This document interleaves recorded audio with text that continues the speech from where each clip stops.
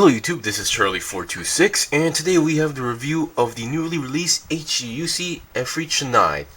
This particular Schneid was actually seen in the Gundam Unicorn series, and yeah, I'm surprised that this actually made it out as a normal release kit. While the Efreet Kai or Efreet Custom got the premium Bandai treatment.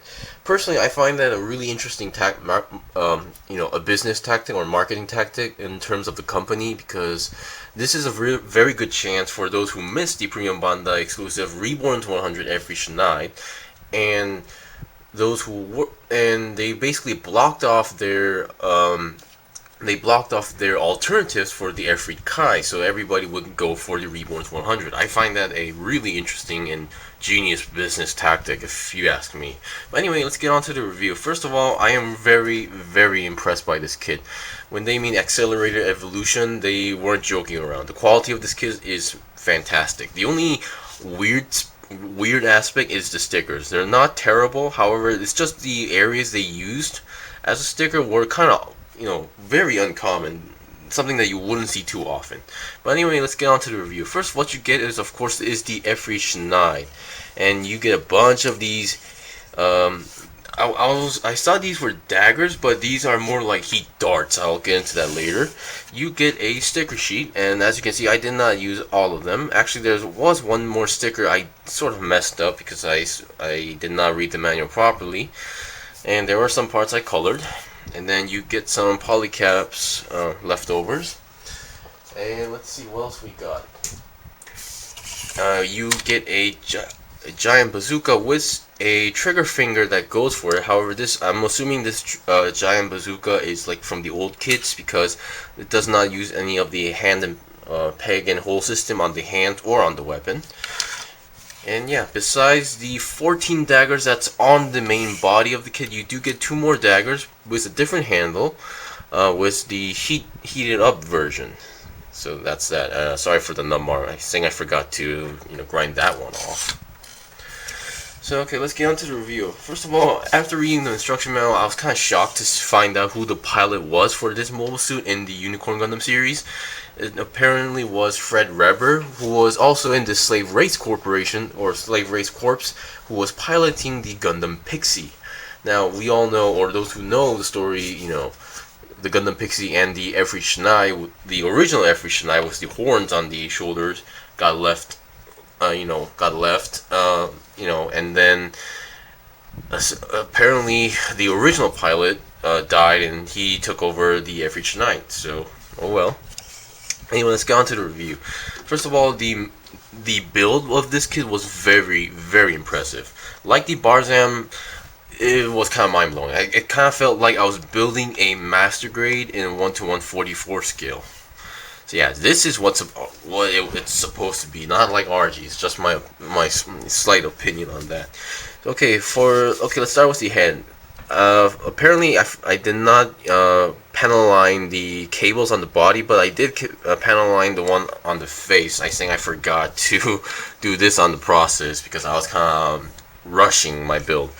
So for the head, once again, it's the Efreet Schneid's head, which you can expect, with a interesting looking antenna. I'm not sure if this part is like one of those safety nubs like the V-fins. If so, please let me know, because I kind of feel like something's kind of off with the horn. Just saying.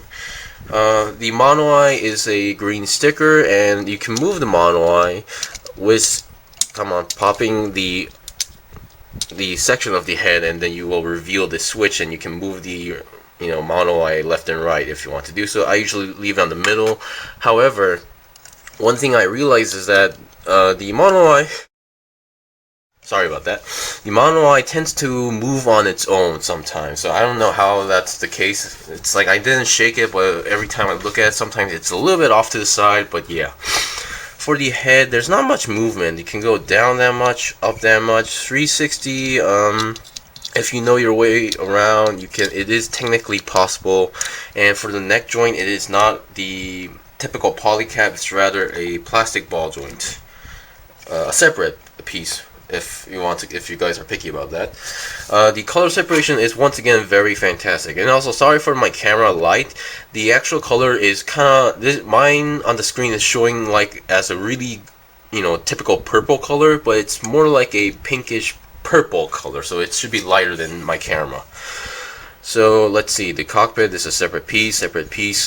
The color separation is once again very well done, except for on a few places. So let's look at the main arms. The arms, once again, there's a lot of these daggers, or I mean, not daggers, but heat darts on its shoulders. There's 8 of them on their shoulders.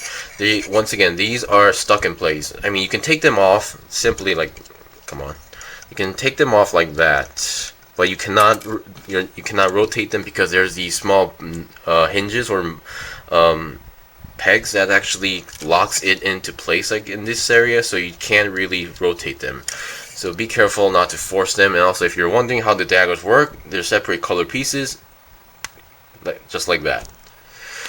Personally, I think the daggers should have been a little bit longer because, I'm sorry, I mean the heat darts should have been longer to make it look more or less awkward. For me, posing with these were kind of awkward.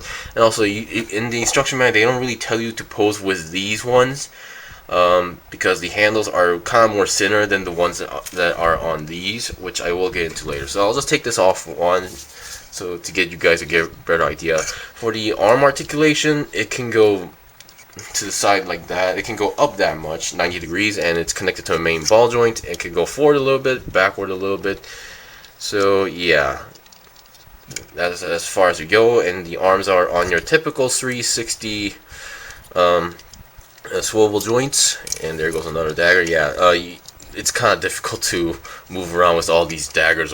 I mean, heat darts, sorry, I keep messing them up. And it has a, you know what, let's use this one.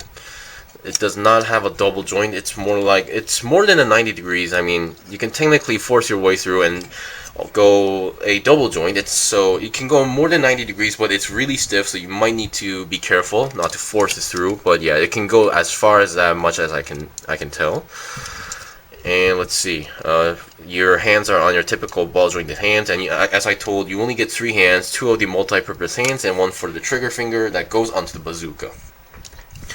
Okay, now we've seen the arms. Now let's look at its main body and waist. The main body, there's nothing too special going on with the main body. According to Gundam Base Korea and Bandai Mall, they say they used a different material for these cables, but I don't really feel that different. Kind of reminds me of some other Origins kit pipes materials, if you ask me. Basically, they're the ones that you need to bend around and then attach it to the backpack. Now let's look at the backpack. There's nothing too special going on in the backpack, but I do not like the fact that you have to use a sticker inside the thrusters and then the outside outline of the thrusters. So for the outline, I actually colored it with metallic silver. It turned out pretty okay, not tolerable. So because of these cables, you cannot move the main body like 360. You cannot twist them too often, and this silver section right here is the part where you need to color. They do give you a sticker for that, but I did not like using stickers on a part like this, so I colored it on my own.